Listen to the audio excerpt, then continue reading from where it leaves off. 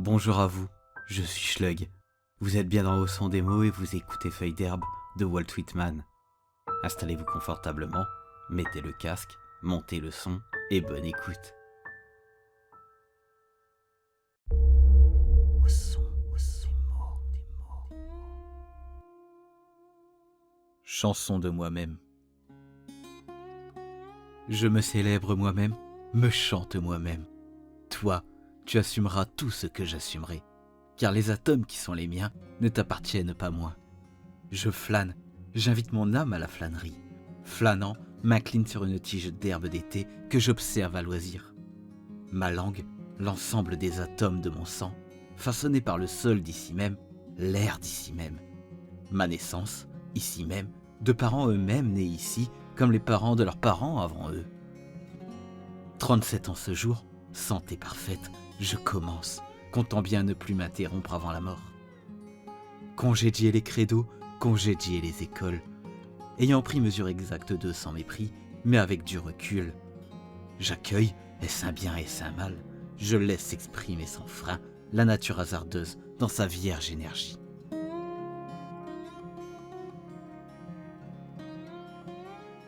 Aux chambres des maisons affluent les parfums, les étagères inondent de parfums, dont j'inhale moi-même la suavité, que je connais, que j'apprécie, sans pour autant me laisser circonvenir par leur distillation trop excitante. L'air inodore, qui n'est pas parfum, qui n'a pas de goût d'une essence distillée, sied à ma bouche depuis toujours, j'en suis amoureux fou. Voyez, au talus sous les bois où je vais, j'ôte mon déguisement, je me mets tout nu. Je brûle de le sentir toucher ma peau. Mon haleine qui fume, onde, écho, susurrement, souche d'amour, fil soyeux, fourche et vigne. L'acte d'inspirer, d'expirer, le battement de mon cœur, le transit du sang avec l'air dans mes poumons. Vers tout sèche, les feuilles dans mes narines, l'odeur du rivage, des rochers sombres de la mer, celle du foin dans la grange.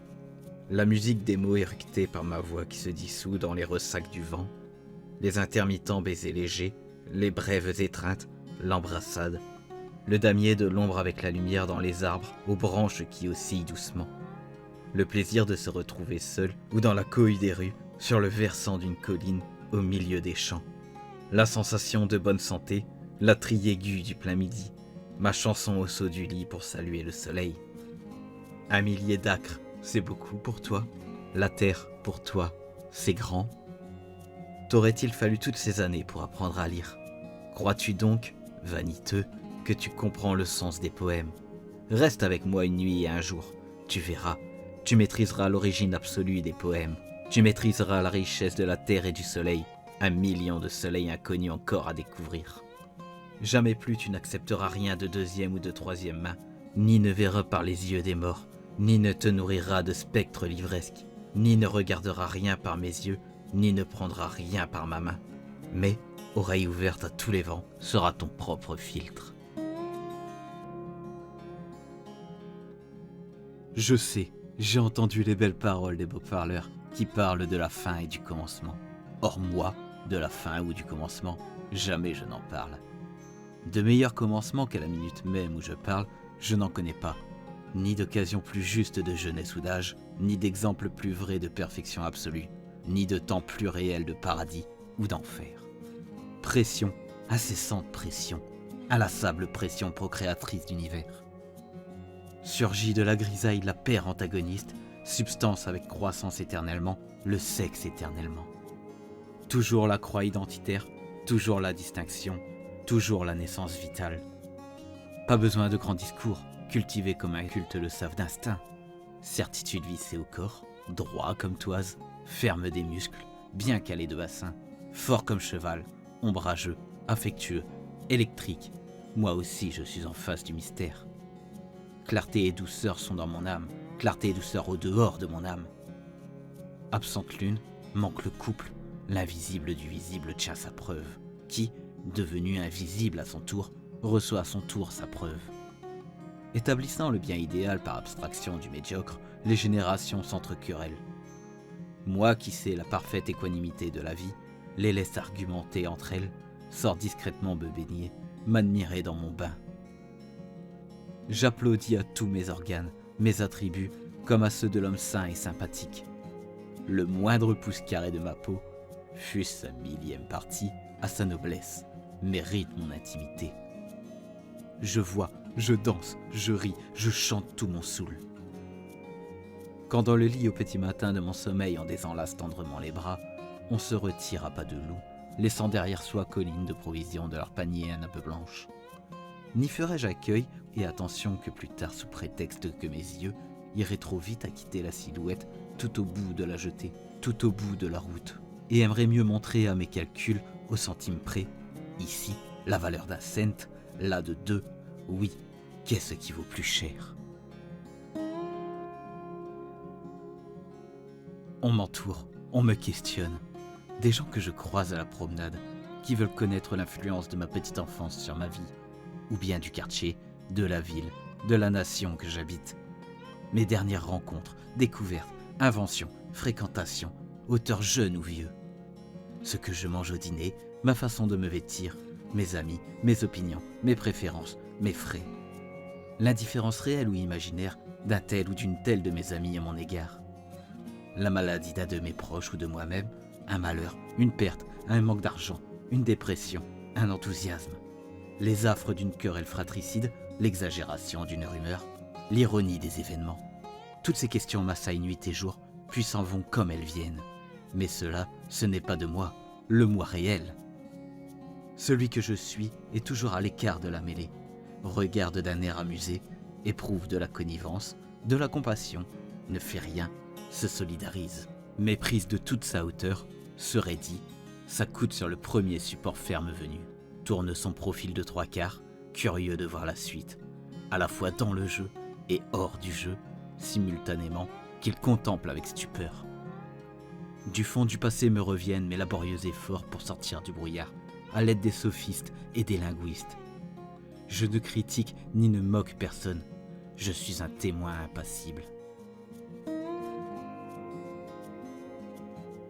Mon âme, je crois en toi. Mon autre moi-même n'a pas le droit de s'humilier devant toi. Pas plus que tu ne saurais t'abaisser devant lui. Flânons ensemble dans l'herbe, si tu veux. Ouvre le tuyau de ta voix. Ne me plaisent les mots, la musique, la rime, le sermon, la tradition, fût-ce du meilleur. Non, ce que j'aime c'est ta berceuse, c'est ta rumeur à 2 voix comprimées.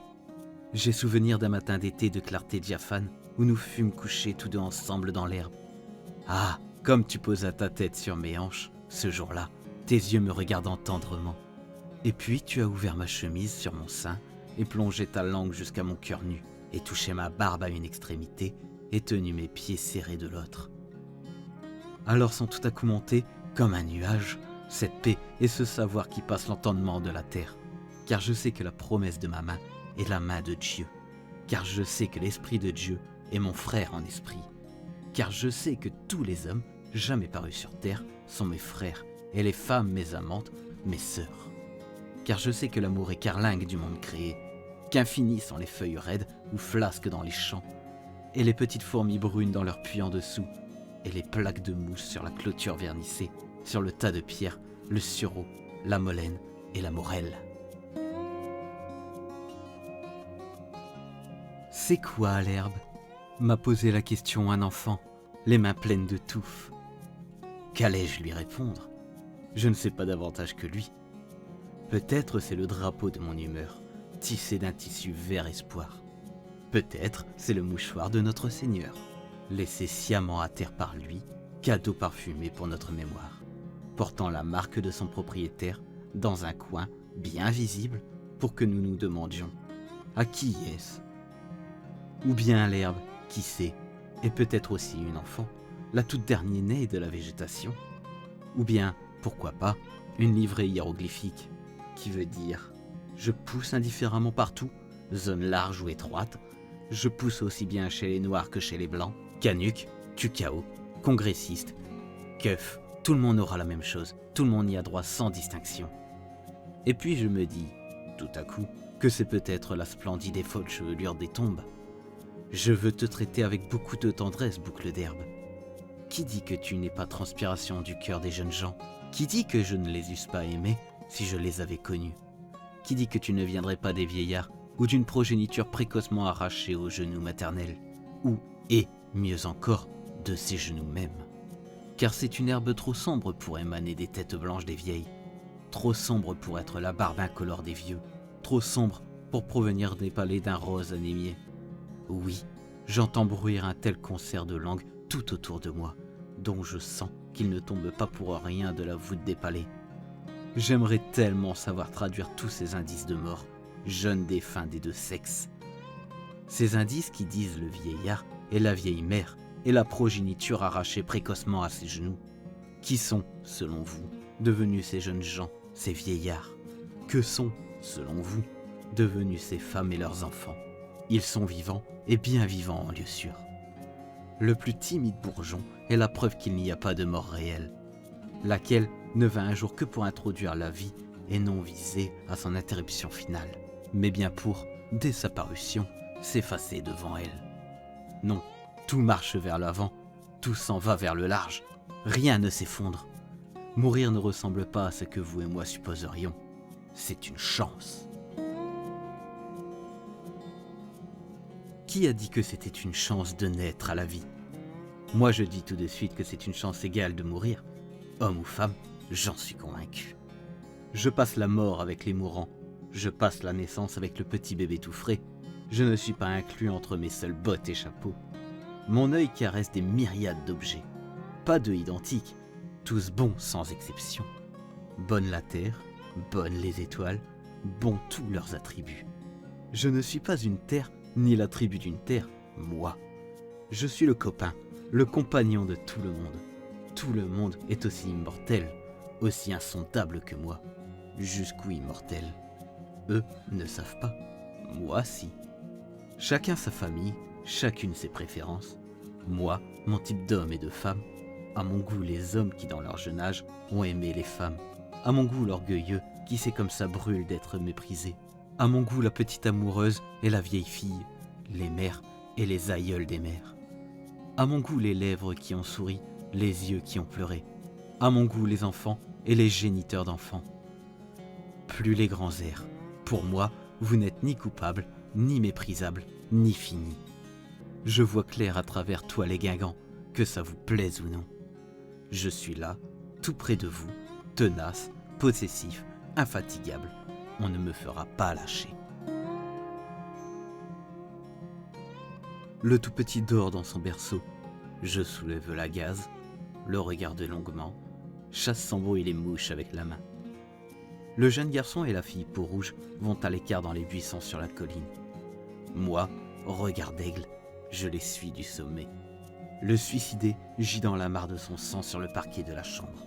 J'inspecte le corps aux cheveux caillés, note l'endroit où est tombé le revolver. Les jaseurs de carrefour, les jantes des carrioles, le jeu des semelles, les paroles des promeneurs.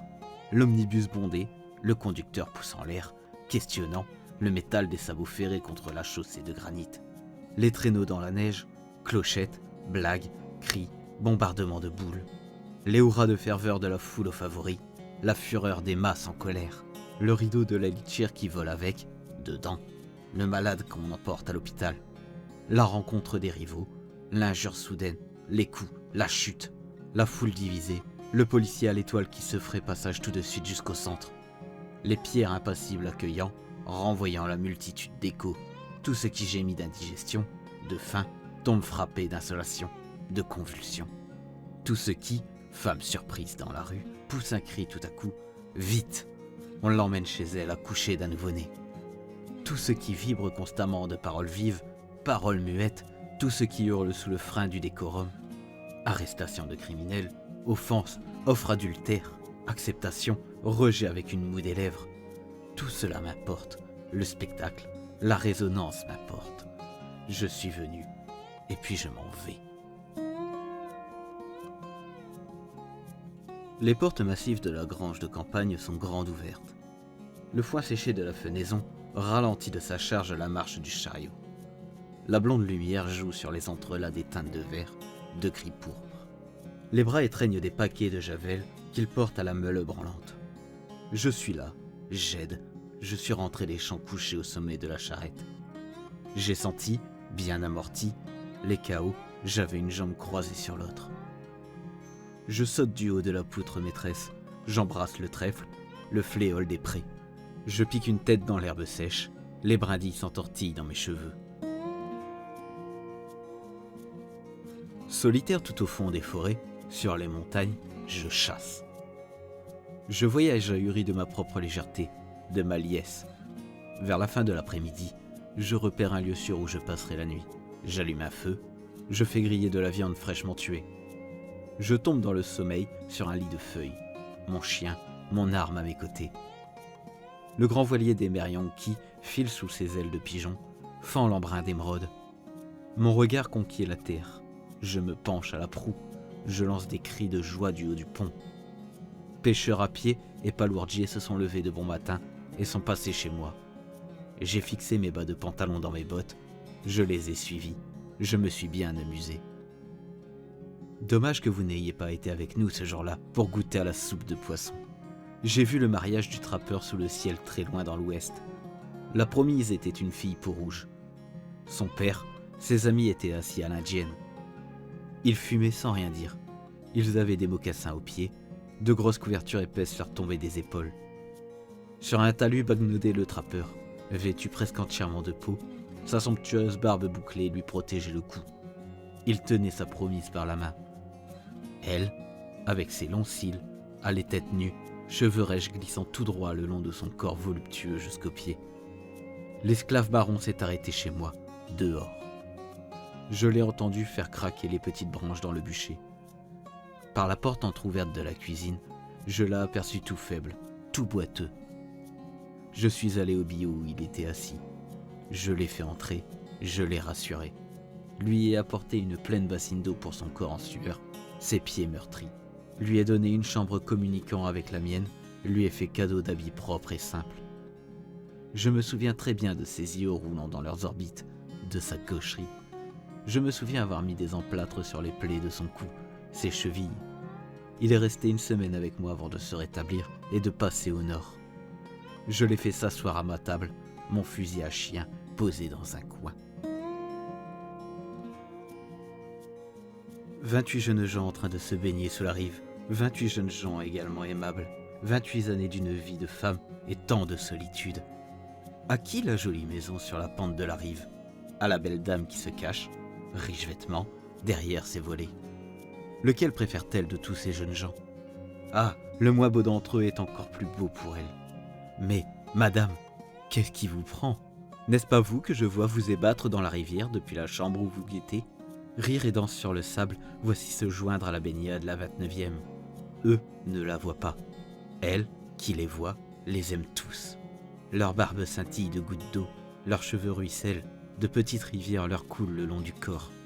Une imperceptible main caresse leur corps, toute tremblante, glissante des tempes jusqu'aux flancs. Eux, les garçons, font la planche, arquent leur ventre blanc sous le soleil, se moquent de savoir qui les agrippe, qui plonge, joues gonflées, corps tendu avec eux, qui reçoit leurs éclaboussures. L'apprenti boucher ôte sa blouse d'abattoir, affûte sa lame à l'étal du marché. Moi, prenant tout mon temps, je goûte ses réparties, son pas glisse battu. Thorax velu, crasseux les forgerons entourent l'enclume. Chacun y va de son marteau à la volée, les flammes chauffent à blanc. Depuis le seuil jonché de braises mortes, je suis des yeux leurs gestes. Le souple balancement de leur taille équilibre le jeu massif de leurs bras. Marteau oscillant sur leur tête, en cercle, d'une infinie lenteur, d'une infinie sûreté, qu'ils abattent sans précipitation, chacun à tour de rôle. Le nègre tient bien en main les rênes de son quadrille, sabot de frein balance à vis, plus bas que lui. Conducteur, ce nègre-là, du fond fardier de la carrière, en équilibre debout d'un pied sur le longeron. Chemise bleue, col ouverte sur ample cou et buste, flottant au vent à hauteur de hanche. Regard calme, il en impose, il relève le rabat de son chapeau vers l'arrière pour mieux voir. Le soleil frappe ses cheveux, sa moustache brisée, frappe l'ébène de ses membres parfaits et luisants. Moi, qui contemple ce géant pittoresque, je l'aime, j'irai même plus loin, je tire avec l'attelage. En moi un caresseur de vie où qu'elle bouge, où qu'elle vive, avant arrière, attentif au coin reculé, secondaire, ne faisant l'impasse sur personne, sur rien, absorbant tout très au fond de moi, pour mon chant. Bœuf qui choquez vos joues, vos chaînes, et faites halte dans l'ombre des feuilles, qu'exprimez-vous donc avec vos yeux? Cela me semble dire tellement plus que toutes les lettres d'imprimerie que j'ai lues dans les livres. Leurs couples s'envolent en même temps, ils décrivent des cercles lents dans l'air. Je crois en un dessin précis de ces ailes, j'accueille en moi le joug du rouge, du jaune, du blanc. J'estime intentionnel le vert, le violet, la couronne dufteuse. J'évite d'insulter la tortue sous prétexte qu'elle n'est pas autre qu'elle n'est. Le G, dans le sous-bois, n'a jamais ouvert d'école de gamme, pourtant ses trilles me plaisent, et les yeux de la jument B me font impitoyablement honte de ma bêtise. Le jar sauvage entraîne sa troupe dans la nuit fraîche, et crie d'en haut son yaonk, qu'il m'adresse comme une invitation, que les petits malins peuvent bien trouver dépourvus de sens, mais moi qui sais écouter, je lui trouve sa place, son but, tout là-haut dans le ciel d'hiver. L'orignal du Grand Nord au sabot onglé, le chat sur l'appui de la fenêtre, la mésange charbonnière, le chien des prairies, les porcelets de la nuit qui font grogner leur mère en tirant sur ses tétons, les petits poussins de la dinde qu'elle abrite de ses ailes mi-ouvertes. En eux, comme en moi, je découvre la même antique loi. Le contact de mes pieds sur la terre déclenche un millier d'affections qui se rient de mes efforts pour les relier entre elles. Je suis un amoureux de tous ceux qui croient à l'air libre, des hommes qui passent leur vie au milieu des troupeaux, qui sentent l'océan ou les bois, des charpentiers maritimes, des hommes de gouvernail, des manieurs de hache et de masse, des conducteurs d'attelage. Me voici prêt, toute la sainte semaine, à partager leurs couches, leurs repas. Ce qu'il y a de plus commun, de moins cher, de plus immédiat, de plus facile, c'est ça, moi. Risque à me ruiner pour de gros profits, à m'apprêter de parure pour m'offrir au premier qui voudra de moi, sans exiger du ciel qu'il condescende à mon bon vouloir, que, gratuitement et pour l'éternité, je dispense à la ronde. La contralto cristalline chante à la tribune, le charpentier rabute sa planche, la langue de sa varlope siffle son roc murmure ascendant. Mariés ou célibataires, les enfants arrivent chez eux à cheval pour la soirée de Thanksgiving. Le pilote dégage la cheville, abat le canot en carène d'un bras ferme. Dans la baleinière, le second attend, muscles tendus, harpon et lance en arrêt. Prudemment, sans bruit, le chasseur traque les trous à canard. Devant l'autel, mains jointes, les diacres reçoivent l'ordination. La fileuse au rouet se recule et s'incline en mesure avec la musique de la grande roue. Le fermier caquière s'arrête aux barrières dans sa balade dominicale pour regarder les avoines et les orges. On emmène enfin le fou à l'asile après la vie d'internement. Il ne dormira plus jamais comme jadis dans un coin de la chambre de sa mère. L'imprimeur de journaux, cheveux gris, joues hâves, s'affaire à ses casses, mâchonne sa chique de tabac tout en fixant d'un regard brouillé son manuscrit. On sangle les membres déformés sur la table d'opération. Bruit horrible, dans le seau, de la partie qu'on a coupée. Sur l'estrade aux enchères, en vente une jeune carteronne. Le poivreau d'Audeline du chef contre le poêle de la salle de café. Le mécanicien remonte ses manches. Le policier fait sa ronde. L'employé de l'octroi note les allées et venues. Le jeune cocher, je l'aime sans le connaître, conduit la voiture des messageries. Le métis lace ses chaussures légères avant de prendre le départ de la course. Dans l'ouest, la partie de chasse à la dinde rassemble jeunes et vieux. Certains s'appuient sur le canon de leurs fusils, d'autres sont assis sur des bûches. Devant le groupe s'avance le tireur d'élite. Il se met en position, il braque son arme. Le port, la jetée sont couverts de groupes d'immigrants fraîchement débarqués. Dans le champ de canne à sucre, les têtes frisées manient la houe, cependant que le contremaître surveille du haut de sa selle. Les cuivres donnent le coup d'envoi du bal. Danseurs de courir devant leurs partenaires, on se salue. Dans le galetas aux poutres de cèdre, le jeune homme éveillé écoute de son lit la pluie musicale. La Wolverine pose des pièges dans la rivière garde-manger du Huron. Entortillé dans sa pièce de tissu orlée de jaune, la squaw offre à la vente sacs de perles, mocassins. Yeux mi-clos, tête de biais, l'amateur d'art passe en revue l'exposition de tableaux. Tandis que les hommes de pont amarrent le steamer, on lance une passerelle sur la rive pour faire descendre les passagers. La plus jeune sœur tenant les chevaux passés au bras, l'aînée enroule le fil en pelote, s'arrête quelquefois pour un nœud. Mariée depuis 1 an, l'épouse se rétablit, tout à la joie d'avoir mis au monde son enfant une semaine plus tôt. La jeune ouvrière Yankee, aux cheveux propres, s'applique à sa machine à coudre dans sa fabrique ou son usine. Le graphite du journaliste vole allègrement sur le tableau de notes. Le peintre d'enseigne trace une lettre bleue et or. L'employé du canal trotte sur le chemin de halage. Le comptable fait des calculs à son pupitre. Le cordonnier poisse son fil. Le chef d'orchestre bat la mesure pour les musiciens. Tous les instruments le suivent. On baptise l'enfant. Le converti prononce ses premières professions. La régate se déploie dans la baie. C'est le départ. Quel scintillement de voiles blanches. Le bouvier surveille son troupeau, chante ses rappels aux bêtes qui s'écartent. Le colporteur transpire sous le poids de son ballot, son client marchandaille jusqu'au dernier sou. La future mariée efface les plis de sa robe blanche, quelle lenteur l'aiguille des minutes à la pendule. Allongé nuque raide, lèvres entr'ouvertes, voici le mangeur d'opium. Châle tout crotté, béguin chavirant aux courbettes d'un cou boutonneux, voici la prostituée.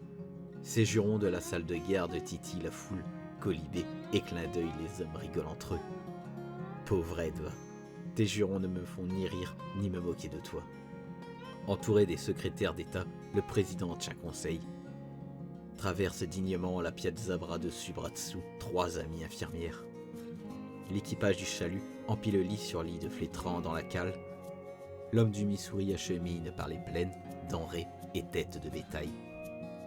Le billetteur de train annonce son passage d'un cliquetis de petites ferrailles. Les carreleurs posent leur carrelage, les zingueurs leur toiture de 5, les maçons réclament du mortier. Voici qu'arrivent à la file les gâcheurs, chacun son oiseau sur l'épaule. Ronde des saisons qui se suivent, au 4 du 7e mois s'assemble l'inébranlable foule. Ah, ces salves de canons, de petites armes. Ronde des saisons qui se suivent, laboure le laboureur, moissonne le moissonneur, tombe dans le sol d'hiver la graine. Là-bas, sur les lacs, le pêcheur de brochet guette au bord du trou taillé dans la glace. Drue les souches encerclant la clairière, le squatteur frappe dur de sa cognée. Les pilotes amarrent leurs barges, au crépuscule contre Bombax et Pacanier. Au cœur du pays de la Red River, ou bien des terres qui irriguent le Tennessee, ou encore du pays d'Arkansas, traquent les chasseurs de ratons laveurs. Lumière des torches dans la nuit, tombant sur le Chattahoochee, l'Altahama. Au souper, fils, petits-fils et arrière-petits-fils font cercle autour des patriarches. Entre pantois d'adobé ou sous les toiles de tente, après l'exercice du jour, chasseurs et trappeurs se reposent. Le sommeil a pris la ville, pris la campagne. Les vivants dorment pour leur compte, les morts dorment pour leur compte. Le vieux mari dort contre sa femme, le jeune mari contre la sienne. Tous avancent à l'intérieur de moi, je vais au-devant d'eux à leur rencontre. Ce que c'est que d'être eux-mêmes, plus ou moins je le suis, de tous, unanimement, trame la chanson de moi-même. J'ai ma part chez les jeunes, les vieux, les sages comme les stupides. Suis sans regard pour mon prochain, plein d'égards pour lui. Maternel mais paternel, enfant guère moins qu'adulte, taillé dans la toile brute, taillé dans la toile fine. Élément d'une nation faite de multiples nations, traitement unique, petite ou grande. Du sud, pas moins que du nord, planteur insouciant, hospitalier dans ma maison des rives de l'Oconee. Yankee traçant ma voie, nature commerçante, souple des joints comme personne, joints raides comme personne. Fermier du Kentucky courant dans la vallée de l'Elkhorn en guêtre de daim, louisianais ou géorgien. Canotier des lacs, des baies, des côtes, rusteau de l'Indiana, blaireau du Wisconsin, blé noir de l'Ohio. Pas enchepé sur mes raquettes canadiennes, jamais dépaysé dans les grands bois du Nord ou au large des terres neuves avec les morutiers. Familier des brise-glaces, tirant les bords avec les autres. En terrain connu dans les vallées du Vermont, les bois du Maine, le ranch texan. Camarades des Californiens, des hommes libres du Nord-Ouest, j'aime leur grande taille. Camarades du mineur ou flotteur de bois, camarades de quiconque vous serre la main, vous invite à boire, à manger. À l'école avec les simples, professeur des plus profonds, le novice qui débute, oui, mais aussi l'expérience des millions et des millions d'années. Je suis toutes les teintes, toutes les castes, tous les rangs, les religions. Fermier, mécanicien, artiste, gentleman, marin, quater, prisonnier, souteneur, noceur, juriste, docteur, prêtre. Capable de résister à tout, sauf ma diversité. Ne prenant pas trop d'air autour de moi quand je respire, jamais dans mon trou, toujours à ma place. Phalène, frais de poissons sont à leur place. Soleil brillant que je vois, soleil noir que je ne vois pas, à leur place. À sa place le palpable, l'impalpable à la sienne. Toutes ces pensées ont d'ailleurs toujours été à tout le monde depuis l'origine. En cela rien d'original. Si elles ne sont pas vôtres comme elles sont miennes, c'est qu'elles ne valent rien. Absolument rien. Si elles ne sont pas l'énigme et la clé de l'énigme en même temps, c'est qu'elles ne valent rien. Si elles ne sont pas aussi familières qu'étrangères, eh bien, c'est qu'elles ne valent rien du tout. Voici de l'herbe ordinaire, comme on en trouve partout où il y a de la terre et de l'eau. Voici de l'air ordinaire, comme l'air simple qui baigne notre globe. Fanfare puissante en tête, j'arrive, me voici, avec cornet et tambour. Je ne joue pas de marche pour les élus seuls, je joue pour les victimes, les vaincus. Qui vous a dit que la victoire était bonne? Moi je prétends que l'échec n'est pas moins bon, que les batailles se perdent comme elles se gagnent, du même cœur. Donc je martèle, je bats mes timbales pour les morts. Pour eux, je souffle très haut ma joie aux embouchures. Bravo à eux qui ont échoué, à ceux dont les vaisseaux ont sombré dans la mer, à ceux qui, dans la mer, se sont eux-mêmes noyés, aux généraux victimes des combats, à tous les héros des faits, à toute l'innombrable foule des héros inconnus, égaux des plus connus dans la gloire. Je tiens table ouverte, offre indifféremment ma viande aux fins naturelles, méchant comme juste en place réservée. Je ne veux voir discriminer ni mise à l'écart une seule personne. Partant, j'invite le parasite, le voleur, la maîtresse. J'invite l'esclave lipu, le malade vénérien. Entre eux et les autres, je ne fais pas de différence. Sentez le contact de ma main timide, ce parfum diffus de cheveux dans l'air. Sentez cette caresse, ma lèvre contre la vôtre, ce murmure de désir. Cet impalpable fond où se reflète très loin mon visage, cette profonde fusion dans laquelle je me livre et de nouveau, cette liberté. Croyez-vous que je poursuive un but obscur? Oui, vous avez raison, obscur comme les giboulées d'avril, obscur comme le mica au flanc du rocher. Croyez-vous que je cherche les pattes? Est-ce que la lumière du jour épate, ou bien le chant matinal du rouge-queue dans les bois? Est-ce que j'épate plus qu'eux? Ce que je livre à l'instant, ce sont mes confidences. Peut-être pas destinées à tout le monde, mais à vous, si. Qui va là? L'affamé, le rustre, le mystique, le nu comme verre. Comment se fait-il que la force du bœuf passe dans mon sang? Et puis, dites-moi, c'est quoi un homme? C'est quoi moi? Quoi vous? Tout ce que je marque comme mien, contremarquez le vôtre. Sinon, vous perdez votre temps à m'écouter. Ce n'est pas moi qui vais pleurnicher dans tous les coins du monde. Que les mois de l'année sont vides, que la terre n'est qu'une boue fangueuse. Les gémissements et jérémiades sont poudre de perlimpinpin, le conformisme une vieille antienne. Moi, dehors comme dedans, je porte mon chapeau à ma guise. Pourquoi me mettrais-je en prière? Pour quelle cérémonie? Quelle vénération? Ayant épluché toutes les stats, coupe de cheveux en 4, pris conseil des docteurs, fait des calculs serrés, j'en conclus que la graisse la plus tendre est celle qui me colle aux os. Chez tous, ni plus ni moins, c'est moi que je vois. Le bien, le mal que je dis de moi, je le dis d'eux. Je tiens debout tête et jambes, ça je le sais. En un flux perpétuel convergent vers moi les objets de l'univers. Tous s'écrient à mon nom, seul me reste à comprendre l'écriture. Je suis immortel, ça je le sais. Que l'orbite sur laquelle je tourne ne puisse s'évaluer en degrés de charpentier, ça aussi je le sais. Que je ne passerai pas comme arabesque d'enfant dessinant au fusain dans la nuit, ça je le sais encore. Je suis auguste et je le sais. Je n'incite pas mon cœur à se justifier pour qu'on le comprenne. Les lois élémentaires ne cherchent jamais d'excuses à ce que je vois. Tout bien pesé, je ne m'estime pas plus orgueilleux que le niveau avec lequel je mets ma démesure d'aplomb. J'existe tel que je suis, c'est assez. Que personne ne fasse attention à moi, ou que l'on y fasse attention de partout, cela m'est égal. Un seul univers, le plus vaste pour moi, a mon attention, et c'est moi-même. Quant à savoir si c'est maintenant, dans 10 000 ans, ou 10 millions d'années qu'il me sera accordé, je me tiens joyeusement prêt pour la minute présente, comme je peux tout aussi allègrement patienter. Mortaise et tenon, mon pied fait socle dans le granit.